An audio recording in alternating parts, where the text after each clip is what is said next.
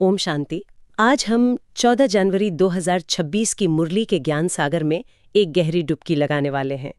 इसका सार एक लाइन में बहुत शक्तिशाली है। मीठे बच्चे, कदम कदम बाप की श्रीमत पर चलते रहो, एक बाप से ही सुनो तो माया का वार नहीं होगा। बिल्कुल। अब ये शब्द श्रीमत और माया सुनने में बहुत पारंपरिक लगते हैं, पर आज हम इन्हें खोलकर देखेंगे कि आज की भाग दौड़ भरी जिंदगी में इनका असल मतलब क्या है। हाँ, क्योंकि ये सिर्फ नियम नहीं है ना, ये एक तरह का क्या कहते हैं, एक मानसिक ऑपरेटिंग सिस्टम है। हाँ, ऑपरेटिंग सिस्टम बिल्कुल सही शब्द है। ये मुरली एक आध्यात्मिक जीपीएस की तरह है। ये हमें सिर्फ मंजिल नहीं बताती, अच्छा, बल्कि रास्ते के हर मोड़, हर ट्रैफिक जाम, मतलब हर चुनौती के बारे में पहले से आगाह करती है। और इसका सबसे बड़ा दावा यह है कि दुनिया में असल में सिर्फ दो तरह की सोच या मत चल रही हैं। दो तरह की? हाँ, एक वो जो बाहर की दुनिया से, मतलब शोर और कंफ्यूजन से अपनी ताकत खींचती है, मुरली उसे आसुरी मत कहती है। और दूसरी? और दूसरी वो जो अंदर के एक स्थिर कनेक्शन से अपनी ताकत लेती है, जिसे दैवी मत कहा गया है। आज की हमारी पूरी चर्चा इसी पर होगी कि इन दोनों में फर्क कैसे करें और सही रास्ते पर टिके कैसे रहें। बिल्कुल। ठीक है, तो चलिए इसे खोलते हैं। मुरली की शुरुआत में ही ऊंचे पद के लिए एक शर्त रखी गई है कि हर निर्देश पर बिना किसी शक के चलना। और फिर एक बहुत दिलचस्प उदाहरण दिया गया है गांधी जी के 3 बंदरों का। हाँ, बुरा मत सुनो, बुरा मत देखो। हाँ, ये एक जानी पहचानी छवि है, पर मुरली इसे एक बहुत ही खास, मतलब एक रणनीतिक अर्थ देती है। यहाँ इसका गहरा राज क्या है? ये बहुत गहरा प्रतीक है। आमतौर पर हम इसे बस एक नैतिक सलाह की तरह देखते हैं। सही बात है। लेकिन यहाँ इसका मतलब है अपने ध्यान को, अपनी अटेंशन को कंट्रोल करना। ये 3 बंदर असल में एक फिल्टर सिस्टम है। हाँ, मोगनी कह रही है कि असुरी समुदाय या बाहरी दुनिया की आवाजें तो हमेशा रहेंगी। डर, ईर्ष्या, लालच, कंफ्यूजन, वो तो है ही। ये बंदर उस फिल्टर को एक्टिवेट करने का प्रतीक है। ये सिर्फ बुरा सुनने से मना नहीं कर रहे हैं, बल्कि ये कह रहे हैं कि एक बाप के सिवा और कुछ भी मत सुनो। अच्छा, मतलब अपनी बुद्धि में जानकारी का सोर्स ही बदल दो। बिल्कुल। मतलब ये एक तरह का मेंटल डाइट है। जैसे हम अपने शरीर के लिए चुनते हैं कि क्या खाना है, वैसे ही दिमाग के लिए चुने कि उसे क्या खिलाना है। एकदम सही, ये एक मेंटल डाइट है। और मुरली में इस बात का भी जिक्र है कि पहले ये डाइट बहुत सख्त थी। हाँ, मैंने भी पढ़ा। 7 दिन की भट्ठी में रहना, किसी से संपर्क नहीं, कोई पत्र नहीं। लेकिन अब नियम बदल गए हैं। अब भट्ठी में रहकर फिर बाहर दुनिया में आना होता है। ये बदलाव क्यों? हाँ, ये एक दिलचस्प सवाल है। पहले के नियम सुनकर लगता है कि वो एक तरह का आध्यात्मिक बूट कैंप था। लेकिन अब कहा जा रहा है कि दुनिया में रहो, अपने काम काज करो, लेकिन मन से भट्ठी में रहो। ये तो सुनने में और भी मुश्किल लगता है ना? रिट्रीट में शांत रहना आसान है, पर ऑफिस के तनाव में या घर की जिम्मेदारियों के बीच मन को भट्टी में कैसे रखें? वही तो। और यही असली परीक्षा है। पहले की कठोरता एक तरह से नींव रखने के लिए थी, एक बेसलाइन बनाने के लिए। अच्छा। लेकिन असली मंजिल बाहरी नियमों का पालन करना नहीं, बल्कि एक आंतरिक स्थिति को बनाना है। रहो भल कहां भी, परंतु सारा दिन भट्टी में रहना पड़े, इसका मतलब ही यही है कि आपकी मानसिक स्थिति बाहरी माहौल से प्रभावित न हो। बिल्कुल। बाहरी दुनिया में रहते हुए भी मन से सिर्फ एक बाप को याद करना, यही असली पुरुषार्थ है। ये ट्रेनिंग व्हील्स हटाने जैसा है, अब साइकिल खुद चलानी है। ठीक है, तो पहला कदम हुआ अपने इनपुट को फिल्टर करना। पर यहाँ एक और चुनौती आती है और मुरली इस बारे में बहुत साफ बात करती है। यह है माया का कॉन्सेप्ट। माया। मुरली कहती है कि माया एक पहलवान की तरह है जो छोड़े भी नहीं। वो पुराने विकारों और मोह को बार बार सतह पर लाएगी। सच कहूं तो ये सुनने में थोड़ा डरावना लगता है। मैं समझ सकता हूँ कि ऐसा क्यों लगता है। ऐसा लगता है कि ये रास्ता असफल होने के लिए ही बना है। बिल्कुल, लेकिन यहाँ मुरली एक बिल्कुल उल्टा दृष्टिकोण दे रही हैं, जो अपने आप में एक आहा मोमेंट है। अच्छा, वो क्या है? वो कहती हैं कि जब पुरानी कमजोरियां सतह पर आएं तो डरो मत। ये एक अच्छा संकेत है। अच्छा संकेत? हाँ, जैसे एक कुशल वैद्य की दवाई पहले शरीर में छिपी बीमारी को बाहर निकालती है। हो सकता है कुछ फोड़े फुंसी निकले, पर वो इलाज का हिस्सा है। बिल्कुल, वो इलाज का हिस्सा है। माया के ये वार इस बात का सबूत हैं कि आंतरिक सफाई का काम चल रहा है। ये पुरानी फाइलें हैं जो डिलीट होने से पहले एक बार स्क्रीन पर पॉपअप हो रही हैं। वाह, ये तो एक बहुत बड़ा पैराडाइम शिफ्ट है। मतलब जब मन में कोई पुराना गुस्सा या मोह का संकल्प आए, तो उसे अपनी हार मानने की बजाय ये समझना है कि आध्यात्मिक प्रक्रिया काम कर रही है। एकदम, वो संकल्प आपसे पूछ रहा है, क्या तुम अभी मुझे रखना चाहते हो? और आपके पास उसे जाने देने का मौका है। लेकिन यहाँ मुरली एक और चौंकाने वाली बात कहती है। कई लोग ऐसी स्थिति में भगवान से मदद मांगते हैं, कहते हैं बाबा कृपा करो। हाँ, स्वाभाविक है। लेकिन मुरली साफ कहती है, मैं थोड़ी किस पर कृपा करूंगा। ये बात बहुतों को अजीब लग सकती है। हाँ, ये बात पारंपरिक आध्यात्मिकता से बहुत अलग है, जहाँ डिवाइन ग्रेस या कृपा को बहुत महत्वपूर्ण माना जाता है। ये सुनने में ऐसा लग सकता है कि भगवान दूर है या उन्हें हमारी परवाह नहीं। बिल्कुल, और ये सवाल बहुत स्वाभाविक है, लेकिन इसे दूसरे नजरिए से देखिए।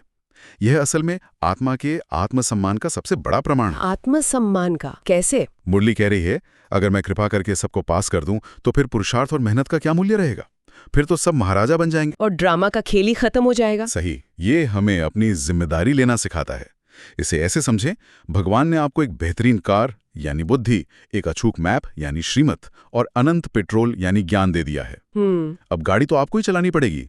अगर वो आपको गोद में उठाकर मंजिल तक पहुंचा दें तो आप एक अच्छे ड्राइवर कभी नहीं बन पाएंगे। तो ये कृपा ना करना असल में सबसे बड़ी कृपा है, क्योंकि ये हमें काबिल बनाती है। बिल्कुल यही बात है। तो इस सारी मेहनत, इस संघर्ष का अंतिम लक्ष्य क्या है? मुरली एक बहुत ऊंचा लक्ष्य रखती है। तुम्हारा पुरुषार्थ ही है नर से नारायण बनने का। नर से नारायण, एक साधारण इंसान से देवतुल्य बनना। ये इतना बड़ा लक्ष्य है कि ये एक कल्पना जैसा लग सकता है। इसे पाने का प्रैक्टिकल रास्ता क्या है? इसका प्रैक्टिकल रास्ता एक शब्द में है, नष्टो मोहा। नष्टो मोहा यानी किसी भी चीज में मोह न रखना। और इसका अभ्यास एक लाइन में है, मेरा तो एक शिव बाबा, दूसरा न कोई। नर से नारायण बनने का मतलब कोई जादुई शक्ति पाना नहीं है। इसका मतलब है अपनी चेतना को बदलना। चेतना को बदलना? हाँ, साधारण इंसान की चेतना मेरा पर आधारित होती है, मेरा शरीर, मेरा परिवार, मेरा पैसा। नारायण जैसी चेतना ट्रस्टी भाव पर आधारित होती है। ट्रस्टी भाव मतलब सब कुछ है लेकिन कुछ भी मेरा नहीं है, मैं सिर्फ एक ट्रस्टी या केयरटेकर हूं। ये ट्रस्टी वाली बात बहुत शक्तिशाली है।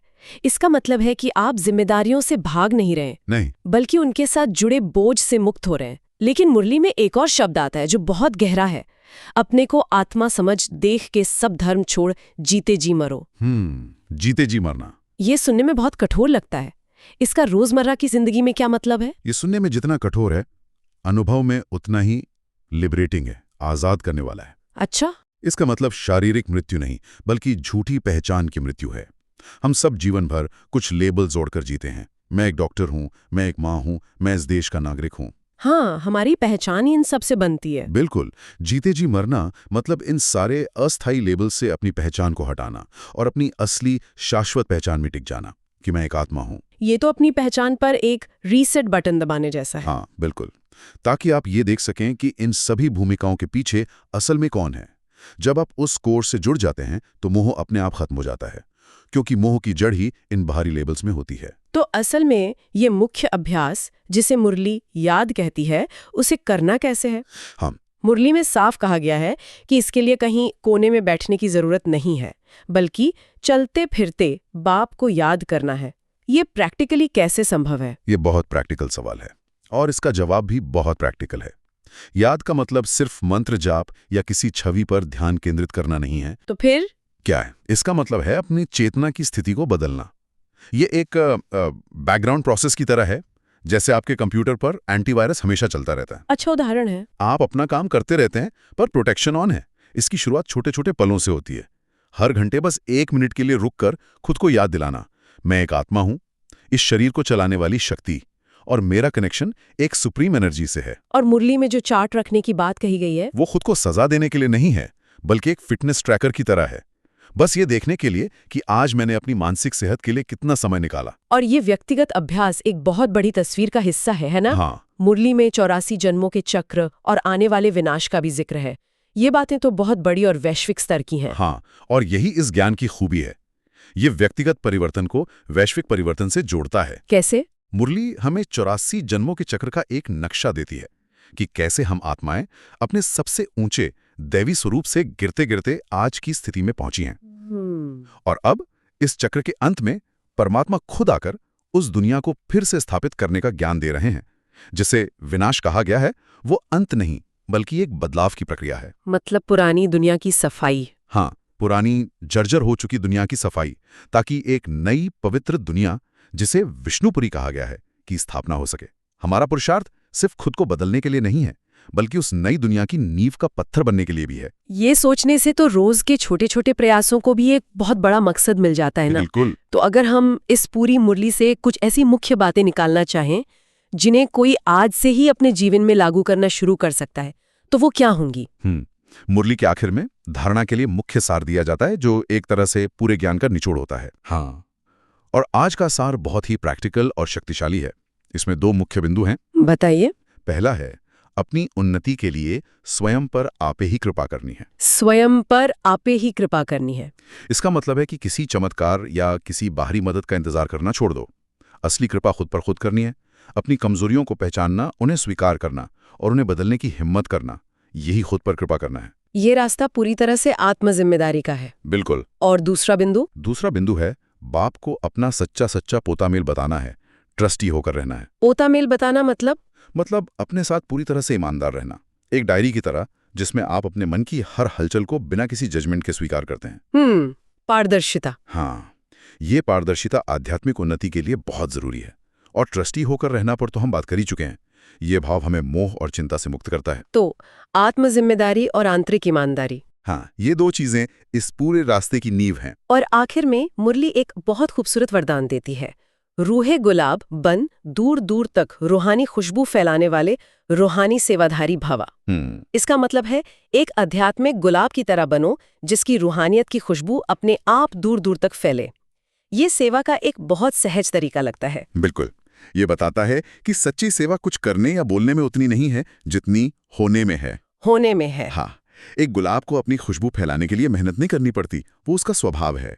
जब हम अंदर से शांत, शक्तिशाली और गुणों से भरपूर हो जाते हैं तो हमारी वृत्ति, हमारी नजर, हमारे शब्द अपने आप दूसरों को सुकून देते हैं। ये सबसे ऊंची सेवा है। हाँ, जहां आपका होना ही दूसरों के लिए एक वरदान बन जाता है। और इसी से जुड़ा है आज का स्लोगन, निर्विघ्न बन, सेवा में आगे नंबर लेना, अर्थात नंबर 1 भाग्यशाली बनना। ये उस वरदान को पाने की शर्त बताता है। अच्छा। आप खुशबू तभी फैला सकते हैं जब आप खुद अंदर के कांटों और विघ्नों से मुक्त हों।